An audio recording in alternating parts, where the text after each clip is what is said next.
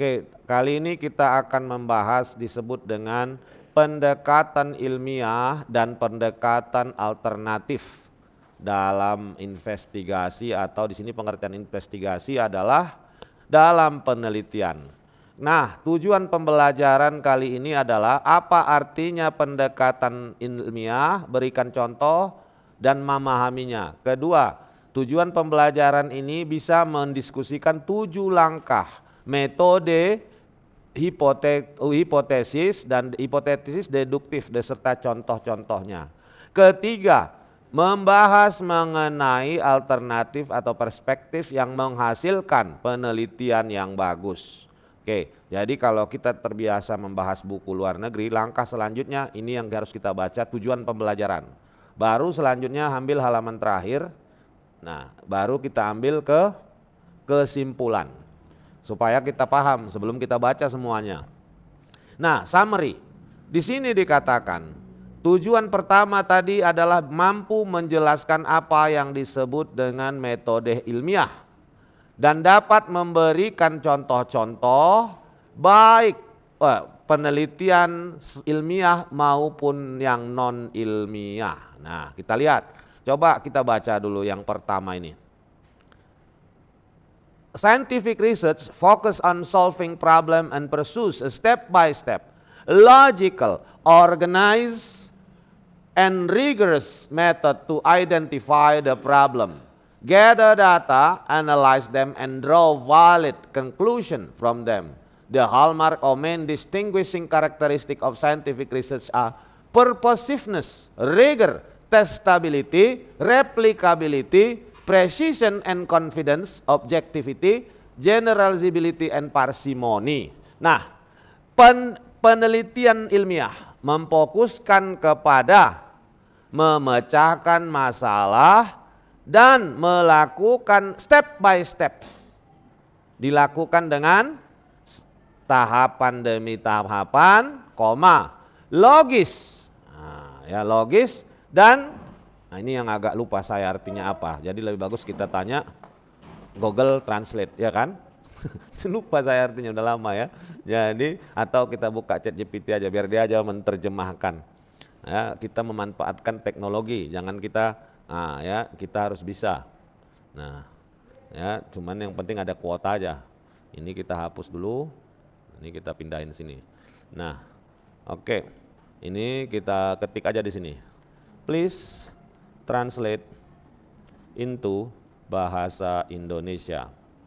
Astaga, klik ini, titik 2, kita copy. Nah, ini kita ambil, oke, kita copy, kita masukin kemari. Nah, kok yang lain yang muncul? Copy, kita blok. Ctrl V, submit.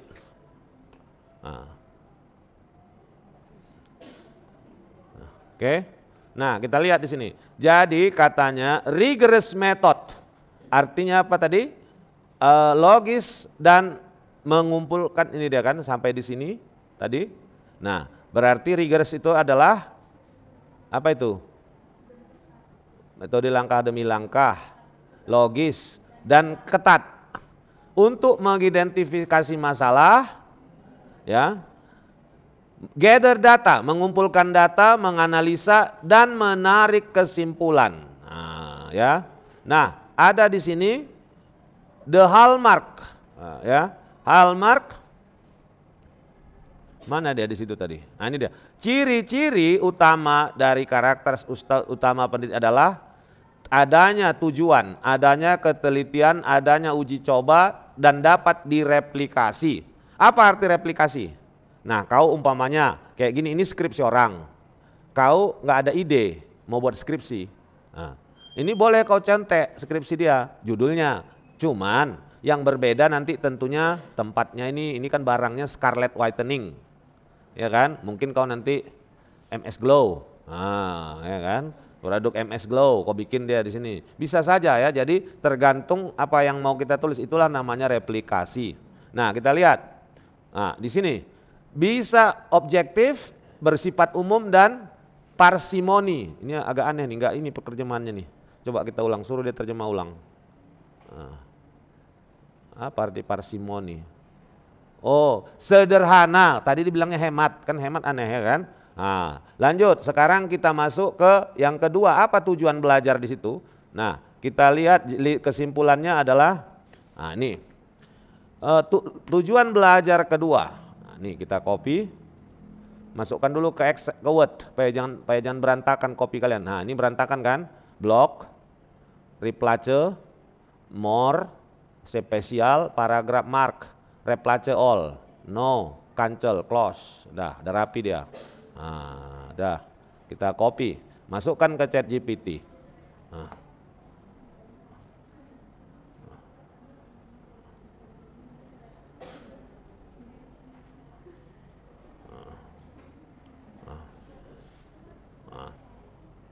Ya, kita lihat. Tujuan pembelajaran kedua adalah mampu mendiskusikan 7 langkah metode hipotesis deduktif. Nah, ya, versi khas dari metode ilmiah. Metode ini memberikan pendekatan sistematis yang berguna menghasilkan pengetahuan untuk memecahkan masalah dasar dan manajerial. Metode hipotesis deduktif melibatkan 7 langkah. 1. Identifikasi masalah. Kedua, statement of problem atau menyatakan masalah. Ketiga, hipotesis. Keempat, ukuran. Kelima, data, analisis data. Dan yang terakhir, interpretasi data. Metode ilmiah menggunakan penalaran deduktif untuk menguji. Jadi kalau kau tidak paham apa itu deduktif atau hipotesis, nah kau ketik aja di sini, coba jelaskan secara singkat apa itu titik 2 hipotesis deduktif. Nah, ini dia. Jadi hipotesis deduktif adalah suatu metode dalam penelitian ilmiah yang melibatkan langkah-langkah logis untuk menguji teori atau hipotesis tentang topik tertentu. Ya, jadi sama kayak tadi, diawali dengan mengidentifikasikan masalah, merumuskan masalah, mengumpulkan dan menganalisis data, dan menarik kesimpulan. Nah, di sini kalau lagi kita nggak mengerti, ada di sini kata-kata kita yang nggak mengerti. Umpamanya kita tidak mengerti mengenai apa yang disebut empiris. Ketikkan lagi di sini, apa arti empiris? Jelaskan secara singkat ya. Nah, jadi kau paham gitu. Kok jadi panjang? Nah, udah. Jadi empiris adalah konsep yang berkaitan dengan bukti-bukti konkret dan pengamatan nyata dalam suatu penelitian atau pendekatan ilmiah. Dalam konteks pendekatan ilmiah, pendekatan empiris mengacu pada pengumpulan data yang didasarkan, didasarkan pada pengalaman atau observasi langsung. Kenapa saya tekankan ini? Nanti di bab 1 harus ada namanya data empiris atau hasil observasi langsung atau fenomena langsung yang mendasari kamu meneliti. Ya, itu harus ada, nggak mungkin nggak ada, nggak boleh nggak ada ya. Nah, kita lanjut lagi. Jadi tadi di bab 2 udah kita dapat apa, bukan bab 2, tujuan belajar bab kedua. Nah, yang ketiga, hanya 3 tadi tujuannya. Nah, kita copy lagi, kita bikin ke Word, ya supaya dia rapi. Kita blok, ambil replace. Ini tadi udah dipilih, tinggal replace saja. No, close. Dah, copy. Nah, kita bikin di sini. Tolong ya, terjemahkan ke bahasa Indonesia. Gampang belajar kan, enak kan? Mau buku bahasa Inggris tebal manapun kau bisa, asal mau mencoba. Nah, tujuan pembelajaran ketiga adalah membahas pandangan perspektif, pandangan alternatif tentang apa yang membuat penelitian itu baik. Semua penelitian didasarkan pada keyakinan tentang di dunia sekitar kita. Apa yang mungkin kita temukan melalui penelitian? Peneliti yang berbeda memiliki ide yang berbeda tentang masalah. Sudut pandang dan sifat pengetahuan dan cara kita memahami memiliki pengaruh besar pada pertanyaan penelitian Anda. Desain penelitian dan metode penelitian, apa itu maksudnya? Nah, kita lihat contohnya langsung. Nah, di sini kita ambil contoh langsung skripsinya tadi. Ini dia. Kita buka dulu, kita daftar pustaka. Ini kita hapus coretan, ya kita lanjut. Nah, kita lihat daftar pustaka ini. Coba kalian lihat. Nah, di dalam setiap penelitian hanya 5 bab biasanya. Bab 1 yaitu pendahuluan. Ya kan? Bab 1 pendahuluan. Bab 2, nah kita turun ke bawah. Nah, ini. Bab 2, ini di sini ditulisnya gambaran umum perusahaan. Kalau di Polmed bukan itu bab 2. Bab 2 itu adalah kalau di Polmed kita ya, itu namanya tinjauan pustaka. Nah, ya. Nah, kalau ini kan kampusnya lain ini. Dia di Jogja nih, Universitas Islam Indonesia. Itu di Jogja. Nah, ya. Kita lihat bab 3. Nah, ini kalian lihat, dia membuat temuan hasil. Kalau di Polmed itu namanya metode penelitian. Nah, ya kan? Di bab 4 kita lihat skripsinya. Apa isinya? Nah, ini sama kayak di Polmed. Bab 4 itu hasil dan pembahasan, sama. Kita juga seperti itu. Nah, kita lanjut bab 5. Nah, coba lihat di sini, orang itu penutup. Bab 1 pendahuluan, bab 5 penutup. Isinya kesimpulan, kalau di Polmed kesimpulan dan saran. Tapi orang ini ada keterbatasan. Nah, beda-beda lah, kita ikuti yang di institusi kita. Nah, sekarang kita coba praktekkan. Nah, kita tahu tadi di bab 1. Nah, ini judulnya, ini yang paling penting. Latar belakang. Kenapa itu paling penting? Kalau latar belakangnya tidak pas atau tidak menarik, tidak ada penelitian. Makanya kalau ikut hibah atau apapun, selalu yang dicari itu apa sih latar belakang atau mendasari kamu. Nah, itu biasanya kalau kalian lagi ujian sempro. Waktu sempro itu ditanya itu. Sempro itu kan mengenai bab 1, bab 2, dan bab 3. Hanya itu aja. Dan itu biasanya yang lama di bab 1. Karena dia akan bertanya, untuk apa kau meneliti ini? Nah, kau jawab, hobi aja Pak. Nah, ya, pasti salah kalau kau bilang hobi karena hobi, bukan. Atau suka aja saya Pak. Tidak, nah, itu salah ya. Nah, coba kita lihat contoh yang pernah dibuat. Ini kebetulan contohnya dari, gak apa-apa ya. Kita lihat tadi, judulnya tadi agak aneh nih judulnya. Coba kita lihat. Nah, ini dia. Pengaruh brand ambassador, BA, bintang Korea Selatan, dan sosial media marketing dan minat beli follower Instagram. Jadi kalau kita lihat judulnya, berapa variabelnya nih? Hah?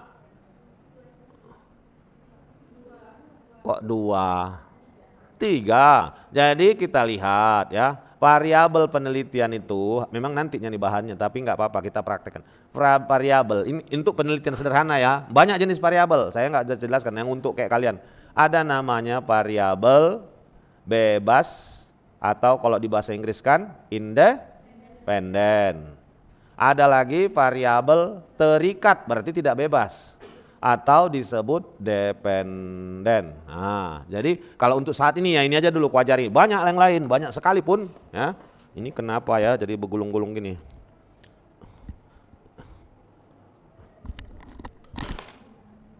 Kita lanjut ya. Nah, kalau ada yang bebas, ada yang diikat, kira-kira menurut nalar kalian aja, nggak usah menurut buku atau apa, kira-kira kenapa disebut bebas? Nah, kenapa lah disebut bebas? Kalau kau lah ditanya, kenapa lah kau disebut orang bebas? Bisa berubah-ubah? Enggak, coba tanya, kenapa kamu disebut bebas? Satu lagi terikat. Tuh sama dengan apa itu, nggak betul jawaban kau tuh. Nah, ya. Nah, berarti kalau dia bebas. Kalau dia bebas, kalau kau bebas berarti kau bisa jalan-jalan kemanapun. Ya kan? Nah kalau kau diikat, nah kalau secara bodoh-bodohnya kan kayak gitu ya, kita terjemahkan. Kalau kau diikat tangan kau pasti nggak bisa megang apapun. Kalau kau bebas tanganmu pasti kau bisa megang apapun. Artinya apa? Kalaulah seandainya kita gambarkan dia, ini ya saya gambarkan. Jadi kalau yang tidak bebas, berarti dia kalau dibikin dia bulatan, berarti dia diem aja. Yang bebas, dia berarti bisa bergerak.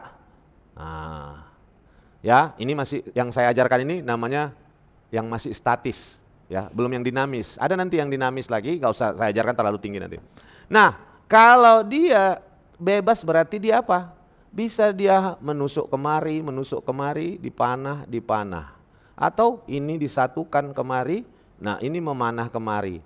Jadi kalau secara bodoh-bodohnya berarti yang tidak bebas atau terikat kita katakan sebagai yang dituju. Nah kalau yang bebas berarti kalau bodoh-bodohnya dapat kita katakan yang menuju. Atau bahasa kasarnya yang menusuk, yang ditusuk. Nah, kan betul kan? Kenapa bebas? Ya karena dia bisa bergerak ke sana kemari. Tetapi ini masih statis ya, masih statis. Nanti makin kau tinggi kuliah, ada nanti semakin dinamis dia bergerak sesuai waktu. Ya, ini kita lihat. Jadi, kalau sudah paham tersebut berarti dari judul ini coba saya panggil rekan kita mewakili Karang Taruna Desa Segarjaya. Coba, Segarjaya, Pani Dwi Lestari. Mana Pani? Coba dari Desa Segarjaya. Pani, dari yang judul ini manalah yang dependen, mana independen? Pani.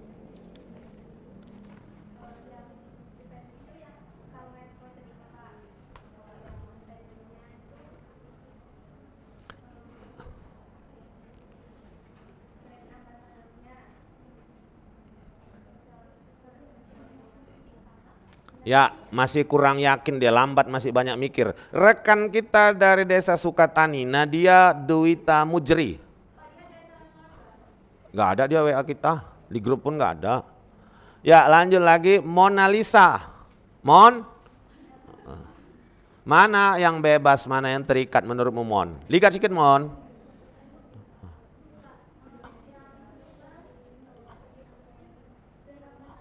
Ya, terus? Gak dengar awak Mon. Nenet. Epa Rosalinda. Epa, coba masukkan ke kategori itu.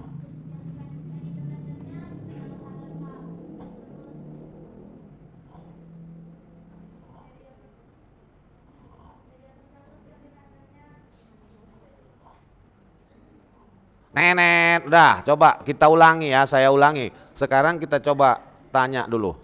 Nah kita buka dulu chat GPT, kira-kira supaya kau paham. Apa arti variabel? Nah ini dulu. Nah stop, jangan panjang kali. Nah ini ada jelaskannya nih, stop. Nah, kita lihat, variabel adalah karakteristik, sifat atau kondisi yang dapat diukur, diamati, atau diubah. Nah, jadi tadi udah kita sepakati dari judul skripsi ini. Ada 3 variabel, brand ambassador, sosial media marketing, dan minat beli. Paham boy? Jadi ini maksudnya apa? Tadi udah dikatakannya bahwa dia bisa diukur, dilihat, diamati, dan diubah. Jadi macam mana Pak ngukur brand ambassador? Apa ya? Macam mana ngukurnya? Itulah yang nanti kalian disuruh membuat kuesioner. Nah, itulah cara ngukurnya. Nah, Jadi bisa diukur, bisa diubah, bisa. Itu akan berubah-ubah angkanya nanti setelah kita periksa. Nah, udah diterangkan. Sekarang kita lihat contoh lagi apa itu yang ini. Nah, apa dependent dan independent? Nah, lihat kalau tadi kan bodoh-bodohnya independent bebas menusuk atau menuju kemana saja. Dependent itu hanya dituju.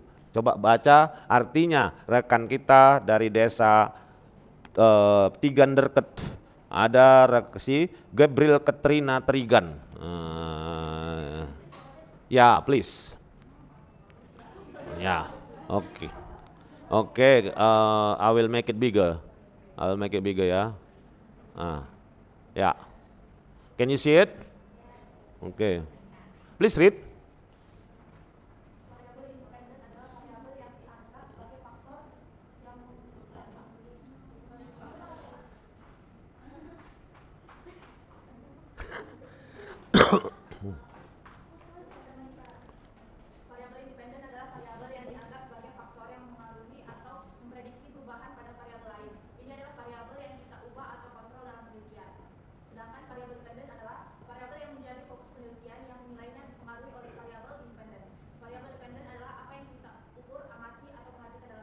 Ya, itu kalau secara apanya ya, teorinya seperti itulah.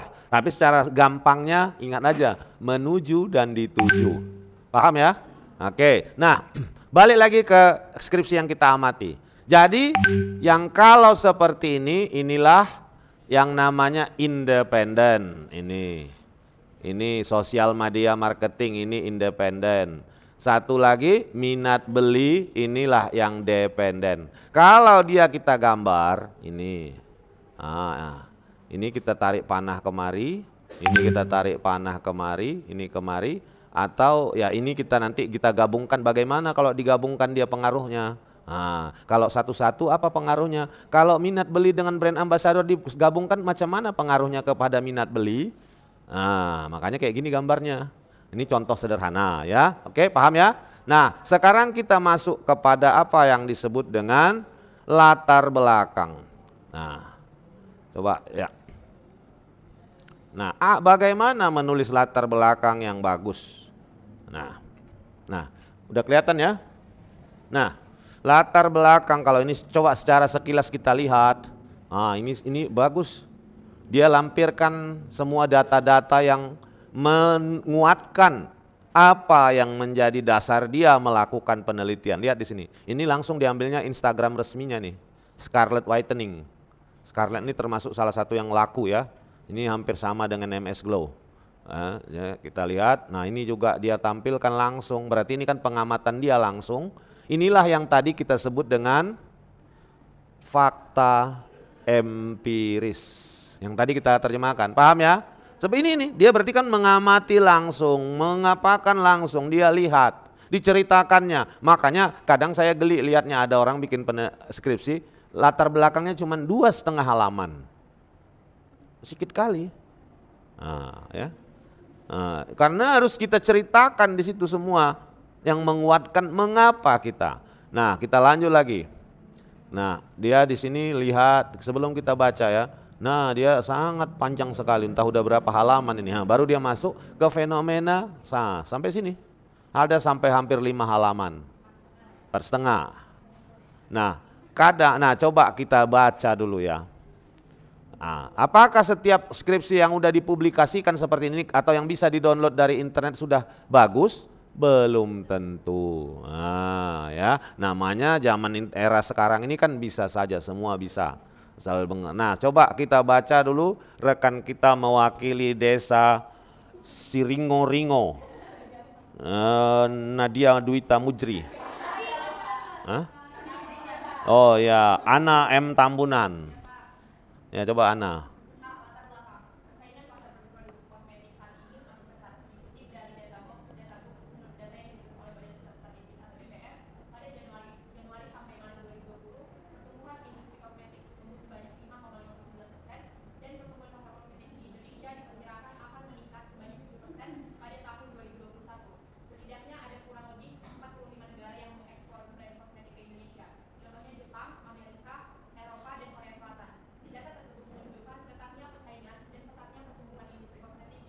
Ya, oke.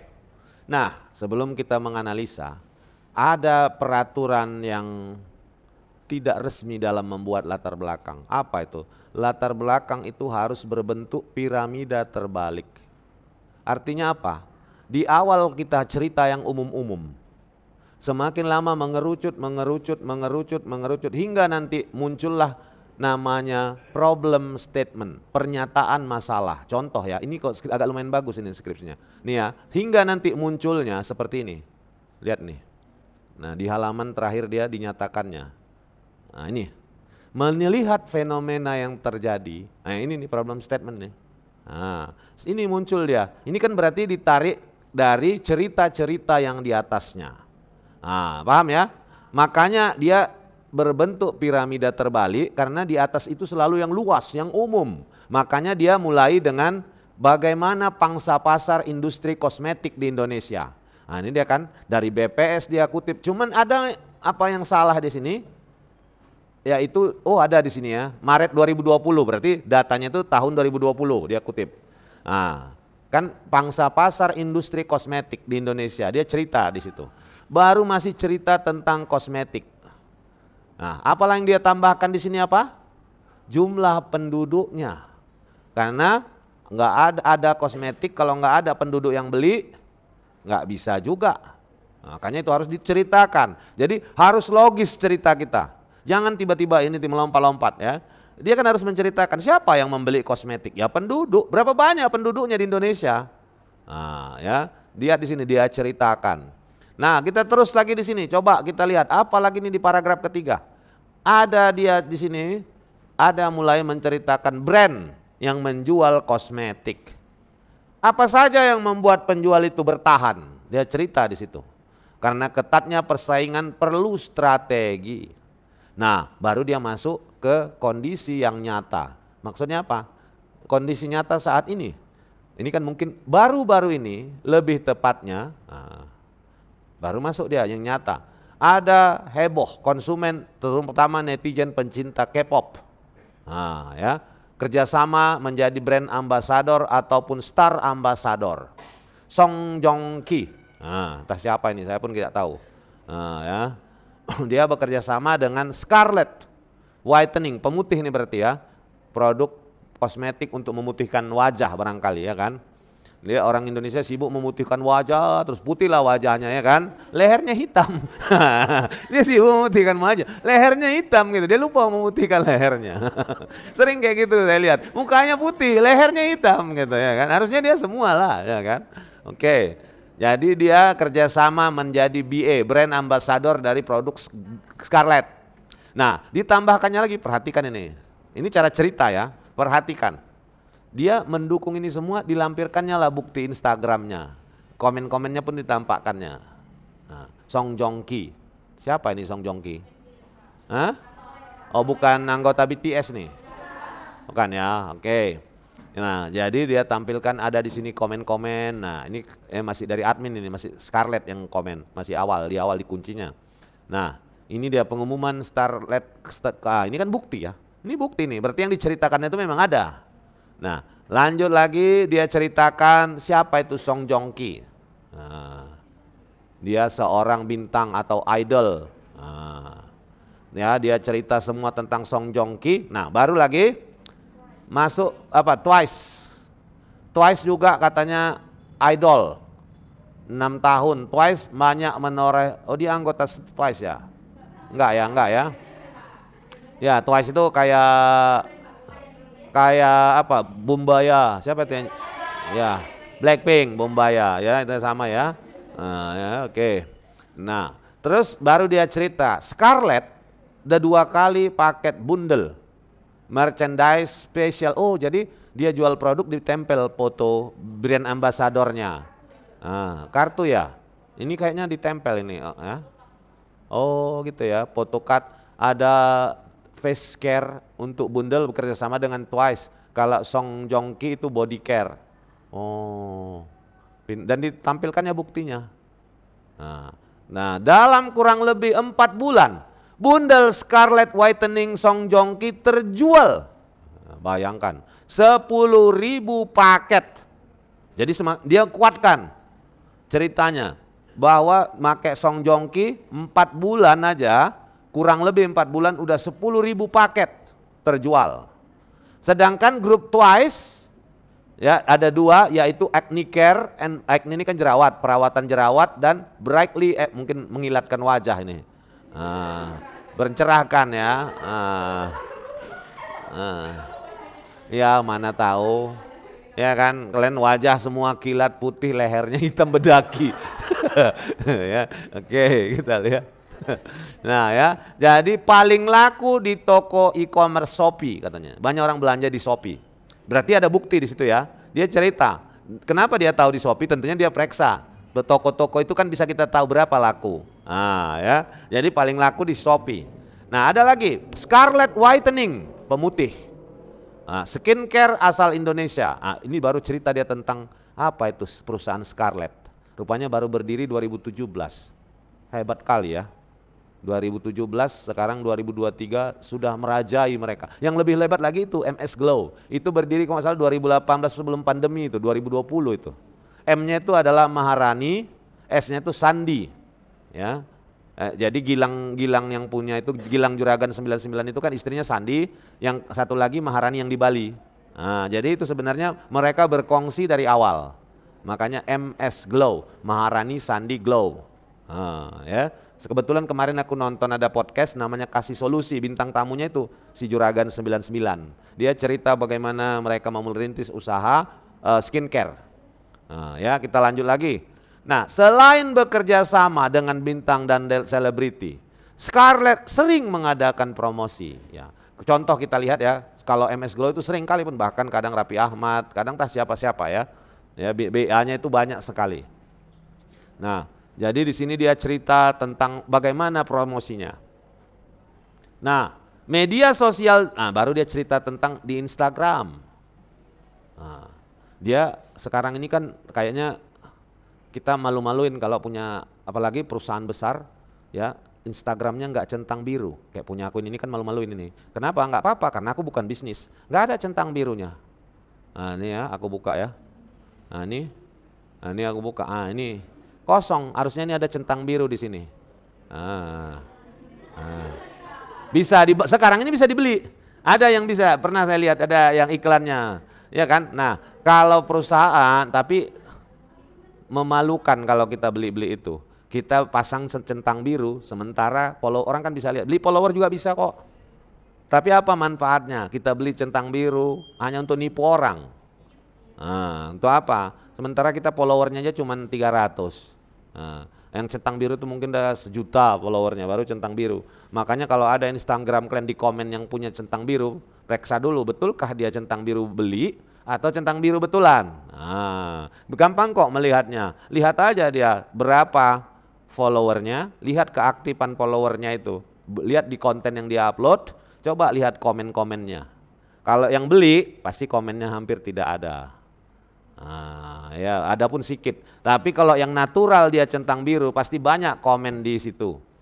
Ya, jadi kalian jangan tertipu. Kalau ada tiba-tiba yang centang biru yang mengkomen kalian, bisa saja itu penipu. Makanya gampang, periksa, lihat upload apa konten yang dia buat, lihat ada nggak komen. Kalau nggak adanya sedikit berarti dia statusnya masih beli centang birunya. Nah kita lanjut. Jadi di Instagram ini turunlah Scarlett. Awal 2022 5,1 juta akun yang mengfollow Scarlett. Coba kita buka Scarlett ya, sekarang berapa followernya Scarlett. Scarlett Whitening. Bukan ini, masa Scarlett. Coba jangan tertipu, kita periksa dulu kayak mana dia tadi. Sekarang ini banyak kali yang mirip-mirip dibikin supaya orang scam. Coba apa tadi, kayak mana tulisannya? Coba lihat. Coba, kau kalian follow? Coba awak kan kita ini ya. Kita lihat dia udah berapa rupanya follower dia.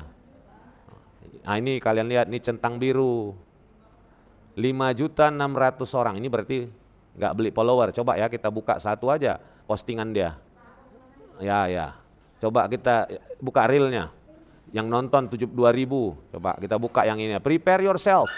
kita lihat ini banyak kan komen-komen. Nah, ini berarti asli bukan robot. Nah, ya, dari situ kita bisa tahu ini betulan atau beli. Karena kau beli follower, beli centang biru, komen nggak bisa kau beli. Nah, ya kan? Nah, ini dia. Ini wajar dia jutaan ini. Sekali upload 72.000, 309.000, 87.2. Wah, luar biasa. Ini yang mana nih edisi yang kok ada Korea-Koreanya nih? Oh, Glow Ambassador. Apa ya? Korea juga? EXO. Oh, BA orang tuh juga EXO. Oh. Lihat nih komennya nih, ha. Ini berarti real. Nah ya, jadi tahu ya udah ya sekarang. Nah, balik ke yang tadi, dia ingin meneliti hanya follower akun Scarlett. Nah, apakah ada pengaruh brand ambassador dengan apa tadi? Sosial media Instagram itu terhadap minat membeli. Nah, pasti ada lah. Kalau di atas saja tadi 4 bulan aja udah sekian ribu yang laku, berarti kan pasti ada. Kalau menurut kita, nah, itu kan feeling kita. Kalau diteliti nanti itulah yang harus dibuktikannya. Nah, sampai di sini dia ada nanti inilah yang namanya muncul dia. Yang ini, inilah namanya inilah yang sering disebut dengan problem statement. Apa artinya? Iya, bedakan dengan yang ini. Ya. Oke, paham ya? Oke, sekarang coba tugas kalian. Buatkan sebuah latar belakang tentang terserah produknya. Produknya terserah ya, saya nggak memaksakan ini. Dan ini fiktif, fiksi, khayalan kalian saja. Boleh produknya yang ada, boleh produk khayalan. Nah, variabelnya kita kurangi 1, nggak usah 2. Nah, kita kurangi menjadi, saya kurangi, hapus brand ambassador. Berarti sosial media marketing terhadap minat beli.